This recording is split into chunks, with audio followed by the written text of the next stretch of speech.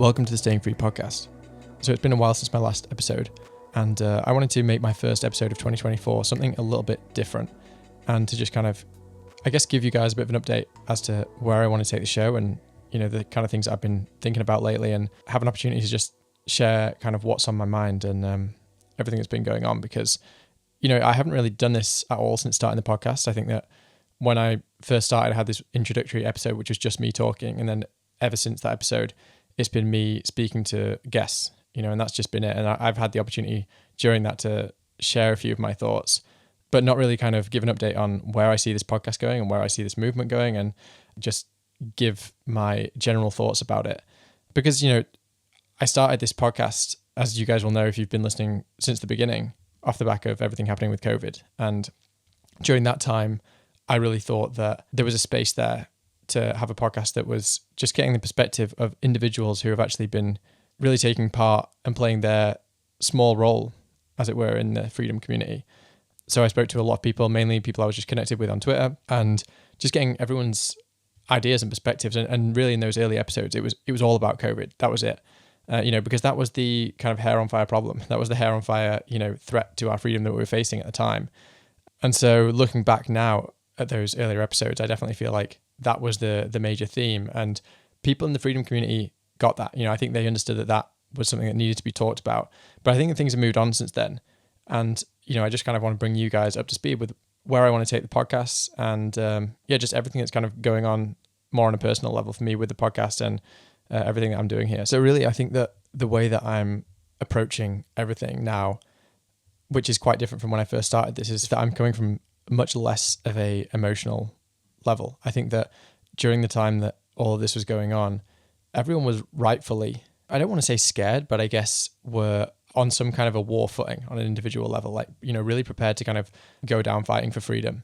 And I think that the approach that you have mentally when you're going through that is very different to now, when, you know, the world has changed a lot and we actually have kind of the time and space to really reflect and say, okay, you know, where are we taking this thing? Like, what's actually happening in the world, you know, from a wider view, outside of just these, you know, individual threats. Because, you know, I still see people talking a lot on Twitter about, you know, what the WEF's doing, and, you know, whether they're going to spin up a new virus narrative or whatever it is. And there's a place for that. I'm not saying there's no place for that, but I just think that things have moved on. And actually what's happening now is way, way bigger than that.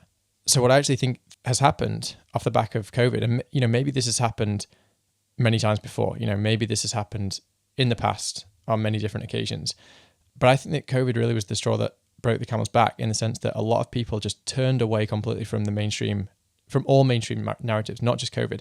I think that a lot of people just recognized there was this lie here that was being told, and people said, you know what, like, I don't believe this. And then once you kind of like swallowed that pill, you go down that road and you say, what else should I not believe? What are the other lies in society that I'm not being told about? What are the other untruths? And I think once you start going down that path, you know, it's a lonely road. Honestly, it's a lonely road, because you kind of realize you expect other people to come with you on that journey, but it doesn't necessarily happen. But I think it's an important journey that individuals go down. And that's what I want to talk about today, is just that individual journey towards seeking out truth and seeking out freedom. And, you know, I think that truth and freedom are very, very interconnected. And the way that I want to talk about this today is just by going through with some quotes that really resonate with me, because, you know, I always find that we think about the things that we're going through in life, and we say, hey, like, this has never happened before. You know, it's so unique. It's, you know, we've never been in this paradigm before, and what's going to happen? And, you know, that can come with a lot of fear, etc. But I actually think that if you look at the writings of great authors and, you know, quotes, I mean, I'm not a huge reader, honestly. I'm a bit of a poor reader, so I tend to kind of like skim read. But you know, when I read, I always take down quotes, and they really resonate with me. And then I kind of look back on them and say, okay, can this be applied to what's happening now? Because I think that a good quote really speaks to the human condition. And I was just compiling a few quotes, and I want to share them with you today, and I hope that you'll get some value from this as well. So the first quote I want to share is about the masses, and it goes like this: the masses have never thirsted after truth. They turn aside from evidence that is not to their taste, preferring to defy error if error seduce them. Whoever can supply them with illusions is easily their master. Whoever attempts to destroy their illusions is always their victim. an individual in a crowd is a grain of sand amid other grains of sand, which the wind stirs up at will. That's by Gustave Le Bon. So I think that quote there really will resonate to anyone who has gone down this journey, not necessarily just since 2020, but it might have been something else. Maybe you've looked into the monetary system, or maybe you've looked into some big world event that, didn't occur as the mainstream narrative is claiming that it occurred. And I think there's two particular lines in this quote which really articulate the point, and that is, the masses have never thirsted after truth, and whoever can supply them with illusions is easily their master. And it's difficult to talk about these things without sounding somewhat, I guess, I don't want to say elitist, but maybe kind of disparaging towards, the average person, quote unquote, the masses. But I do think there's some truth here. I think that there are a lot of people who we have to accept want to live their life according to the most comfort. And the most comfort involves swallowing lie after lie, because it's not comfortable knowing the truth. It's not comfortable knowing there's people out there who actually have malicious intentions, and that the world isn't as it seems. I've heard this thing before where people say, oh, people who believe in conspiracies and this kind of thing, they just believe that because they want to know that someone's in control. It comforts them to know that there's someone in control and the world isn't all random.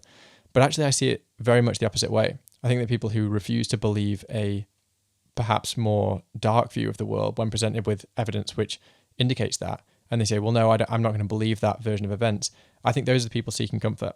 I think those are the people who actually want to live in a world of illusion, and they want to live in a world which feels safe, because it's scary to think that you might actually have misaligned incentives with very powerful people. And I'll just present a couple of examples here of where this quote really rings true. The first, of course, let's go back to 2020 during COVID. During that time, people chose to believe something which was completely contrary to their actual real life experience of the world. We saw these videos of people in China, dropping dead on the streets and all the rest of it. But nobody actually ever saw that. Nobody, in the real world walked out on the street and saw people dropping dead. Most people don't know anyone who died from COVID, and if they did, normally it was someone who had, a lot of pre-existing conditions, who was very old, and actually they had a very, very compromised immune system. That's actually people's real view of the world. However, people would turn on the news and say, okay, this is what I'm going to believe now. Now, why did they do that? Why did people say, I'm going to believe what I'm hearing on the news as opposed to my own experience of the world? I think that's because people want illusions. The illusion was safer. The illusion was the less scary option. People went for that.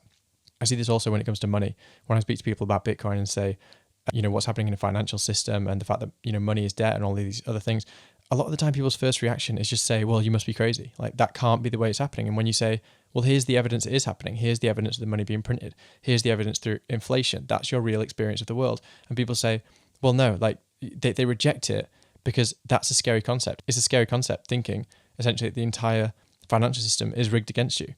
And even though you present a solution and say, well, look, there's this thing called Bitcoin.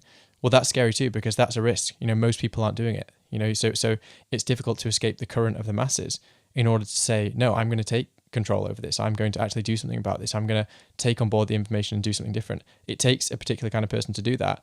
And I don't know whether anyone can be that kind of person. I hope that people can. I hope that anyone can be reasoned with into taking the courageous action. I don't know if everybody can be, but I hope that they can. And I think that should be everybody's individual journey that they go on.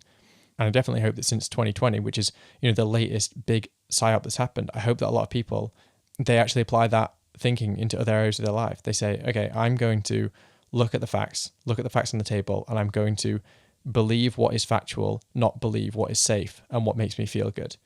So I'll just move on to the second quote at this point regarding the masses, which is, when the whole world is running towards a cliff, he who is running in the opposite direction appears to have lost his mind. This one's by C.S. Lewis, and it's a pretty common one, so you've probably heard this one before. I don't actually know when this quote was written, but this rings completely true today. The people who actually are calling things as they are, who are saying, no, this is what the world is actually like, and these are the things that we should be doing, the things that we should not be doing, they appear to have lost their mind. And it's actually often only in retrospect that those people are proven right. If you look back through history, a lot of people were considered to be kind of heretics because they went against the grain, even though it was clearly obvious in hindsight that that's the case. And, I generally think that truth always wins out in the end. So I think that, probably 20 or 30 years from now, it might not even take that long, people will look back on that period of kind of, 2019, 2020 to, maybe 2020, 2022 or whenever it is, that kind of 2 or 3 year period where people were lost in this mass hysteria over COVID.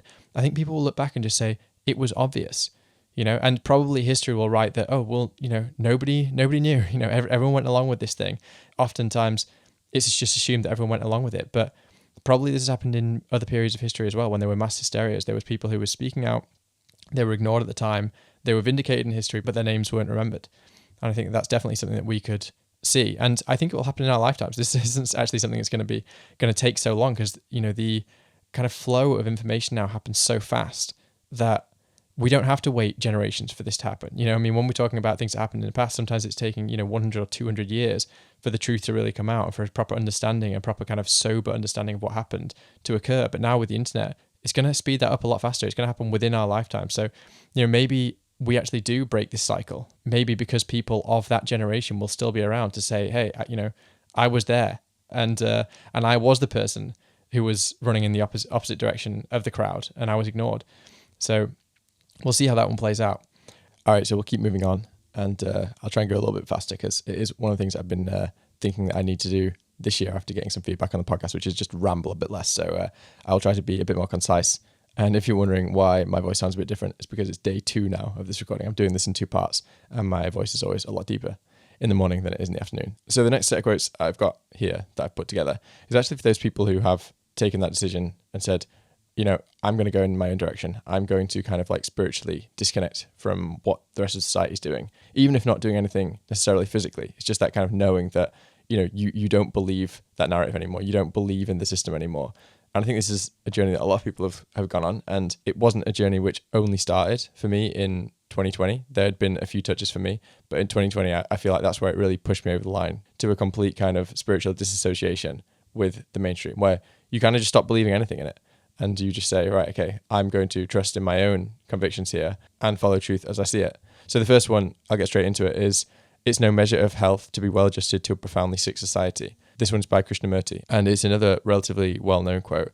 And I think that this one really just speaks for itself. When we see things that are going on around us that we consider to be unjust or immoral, I think there is an onus on the individual to recognize it. And that doesn't only count if the thing you're witnessing is on a personal or individual level, or perhaps you're in a minority of people who actually see that thing as immoral. Actually, that thing can be a widespread immorality. And at least for me, when I look at the world today, I think that it is a sick society. I think the idea that most people have to work well into their 70s, and most people are spending their lives in some kind of debt slavery, whether that's paying off a mortgage or paying off a loan. It used to be the case that a household was sustainable on a single parent income. And now, even in many cases, when you have 2 parents working, it's still not enough to sustain a household. Inflation is running rampant, people having their savings stolen. And that's even before we start getting into the assault on our freedoms, which just seems to be commonplace now. So for me, it's obvious that we're living in a sick society. And I actually think that the whole woke movement, I think that part of what that's about is to keep us from focusing on those things. If we're all sitting around, first of all, dividing ourselves into groups and then saying, well, how is that particular group oppressed? How are trans people being disadvantaged, or this, that, or the other thing? I'm not saying that those things aren't something we should be focusing on, but we actually have a systemic level sickness, which I think is the low-hanging fruit, which we should all be focusing on, which is why are we in this situation? Why are people finding it so hard? Why are people struggling so much? Why are people in this perpetual debt cycle? I think that those are the primary issues that people should be focused on. And that these more identity politics-based issues, there's a place for them. I'm not saying that if a group is being genuinely oppressed, and obviously there's debate as to whether some of these groups are being genuinely oppressed, but if they are being genuinely oppressed, sure, let's address that issue. But I think that the most important thing is to actually recognize that we are living in a sick society. And just to go back to the quote, it is no measure of health to be well adjusted to a profoundly sick society. I think that that's something we should all think about. If we have adjusted to that society, in many ways, maybe you have $500,000 worth of debt and you think that that's normal. Maybe you have kids, but you never see them because you're working 16-hour days. Maybe you're lining up to get a pharmaceutical product, which you don't need in order to keep some kind of freedom. Now, I'm not expecting that many people listening to this will be in those categories, but I at least think it's important to remind ourselves, if we're not one of those people, that we're not crazy. And I think that's what this quote achieves. All right, so the next quote that I lined up, which I think speaks to our times, is one by David Icke. So trigger warning to those people who either think that David Icke is, a crazy conspiracy theorist, or those people who are so far down the conspiracy rabbit hole that you think that David Icke is actually controlled opposition. But anyway, the quote is, "Life so often gives you your greatest gift, brilliantly disguised as your worst nightmare." And I actually discovered this quote relatively recently, but it's something that I've talked about quite a lot on this podcast with various guests, which is that I've noticed that a lot of people in the freedom community have actually had a lot of positive things happen in their life after seeing the events that happened in 2020 and becoming somewhat of a dissident. If you're new to the podcast, then I would definitely recommend that you go back and listen to episode number 7 with Joel Rafidi called COVID-19 is a Collective Rite of Passage. Since that episode, I've thought quite a lot about this concept, which Joel articulates pretty well in that episode, which is that I think a lot of people go through life avoiding adversity of any kind. I think that as humans, we naturally seek comfort and we naturally seek safety. And oftentimes we don't actually go through those trials and tribulations that really form us into better versions of ourselves.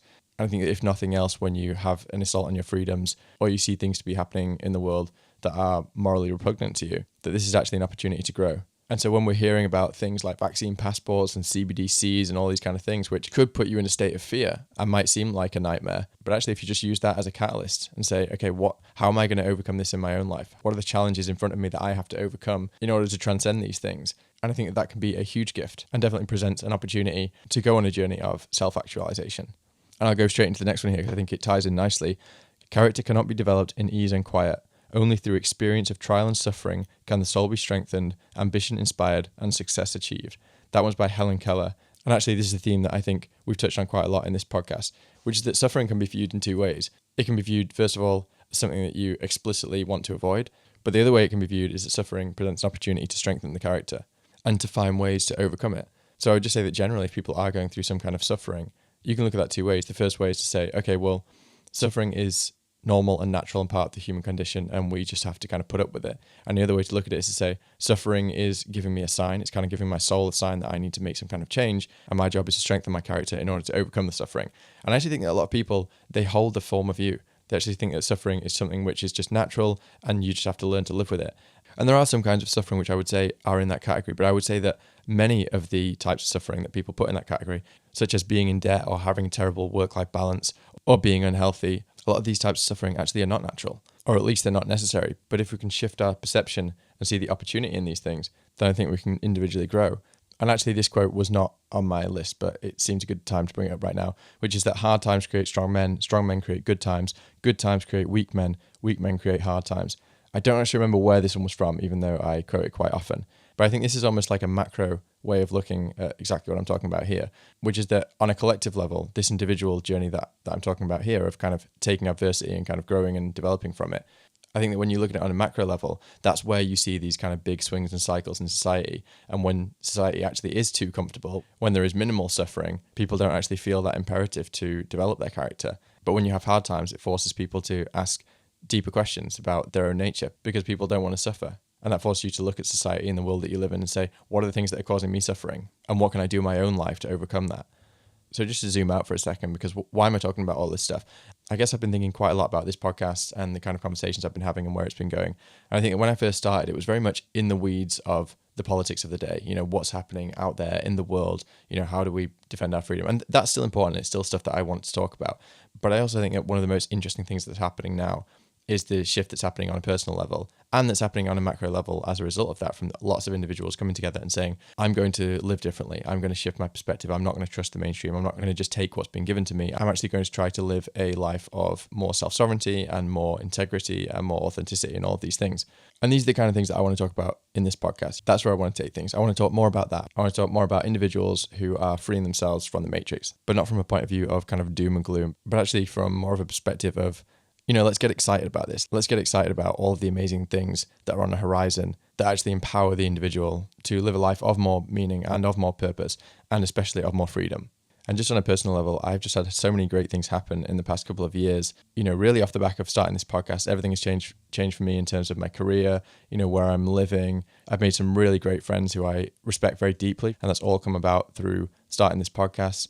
You know, I've met people who were listeners. I've had people who I've even bumped into someone who was a listener, which was a pretty surreal moment. And I've also had the opportunity to give people a floor to share their own views. You know, when I spoke to Alex Mitchell, I think it was earlier this year, about his experience of being vaccine injured, you know, I just thought, what an inspirational guy. Like, what a pleasure that I've got to speak to this guy. And of course, YouTube gave me a strike immediately after it. And I just didn't care. You know, I didn't care at all. In fact, all I thought was, this is just one more reason for me to get off these mainstream platforms, they are the old media, and I don't want any part of that. And if I lose listeners as a result of it, then that's absolutely fine. I'm completely at peace with that, because I don't want to compromise my content for listeners. That's not what it's about for me. It would be great to be able to monetize this podcast. It would be great to be able to earn a living off this. But if that never happens, then I'm absolutely at peace with that. The most important thing is that I'm able to have important conversations that raise my spirit and hopefully raise the spirit of other people who are listening to them as well. But also, I've had a lot of challenges over the past couple of years that I definitely want to learn from doing this podcast. First of all, especially in the past year, I've really, really struggled to have enough time to create the content I want to create, to have the conversations I want to have. It takes a lot of time finding guests, recording the episode, scheduling the episodes, recording the episodes. Then there's all the editing that comes with it. And unfortunately, I'm a perfectionist when it comes to editing. So I put a lot of time and energy into all that. So that's something I want to improve on this year in terms of just general time management. Also, it's hard because I do a lot of traveling, having to have my equipment with me and, dealing with really bad Wi-Fi, etc. This causes a lot of challenges as well. And also one of the biggest ones for me is my own mental state. Sometimes I feel very much in the mental state to have a conversation. I feel kind of fluid with it. Things are clicking. But when things aren't going so well and you're not in a positive mental state, it's hard being a content creator. I've had some difficult things happen in my personal life over the past couple of years. And when that happens, it's hard to do a conversation. It's really hard to get on the microphone and to feel like you're on top of your game. That's something that's hard to do, but I'm sure that, everyone who's a content creator has to deal with that. And, you have to then just make the decision, do I record or do I sit this one out? And, I think it's okay to do both. I forgive myself for when I, have to have little breaks from doing this. And also sometimes you just have to be able to do it. You have to be able to just, get on the mic and just put aside the personal struggles that you're having and create content, because, that's kind of what this stuff demands. And finally, for me, one of the biggest challenges, and that's actually the reason why I'm doing this episode today, is that people keep telling me you need to just speak more, from the heart to your audience and kind of give them content which is authentic to you rather than having everything through a conversation. And that's been really difficult for me. Literally every single one of my episodes since the first one has been a conversation. And that's because I find conversations easier. I find it easier to just get my own thoughts out in those conversations. But when I'm just here with the mic on my own, I find that really, really hard, just speaking and actually giving something which is useful to people. I've always been carrying this kind of imposter syndrome around, probably since starting this podcast, which is, why would anyone actually want to listen to what I have to say? But actually, I've had a huge increase in listeners this year. My audience has grown a lot, and obviously people do care. And so this is my first kind of foray into doing that. And I definitely hope to do more of these as and when they arise, and when there's a theme that I really feel a burning passion to talk about, I'm going to try to pick up the mic and actually just flow with my own stream of consciousness. So yeah, this is my first foray into doing that, and I'm really interested to know what you guys think. Please do give me comments. If you're in the Telegram group, shoot me a message on Telegram, send me a message on Twitter or whatever it is you want to contact me. I really want to know that I'm creating content that you guys want to hear and that you're interested in. It'd be really great to know how this one is received and my other episodes and the kind of stuff that you guys like to hear, what you want to hear more of, etc. And, even though I'm not releasing tons and tons of episodes, I try to keep to a publishing schedule of a minimum of one episode every 2 weeks. I don't always stick to that, but I also try to be respectful of my listeners. I don't want to just put content out for the sake of it. I think that there's so many podcasts and great content creators out there who are worth listening to. And so when I create content, I want it to be of high value. I mean, sometimes I do have episodes which I just don't decide to publish. I've recorded conversations which I just say, this isn't good enough. This isn't quality enough. I want people to be getting a lot of value. And if I just feel like it's not offering something to people, I don't want to put it out. So, I'm always open to ideas of how I can kind of give more value. And I definitely want this podcast to be one that people feel they're getting a lot of value from, even if there isn't, 2 or 3 episodes being published a week. I would rather have a podcast with fewer episodes and high value, high signal conversation than just having a lot of content. And that's what I seek out in a podcast. So that's what I hope to give you guys as well.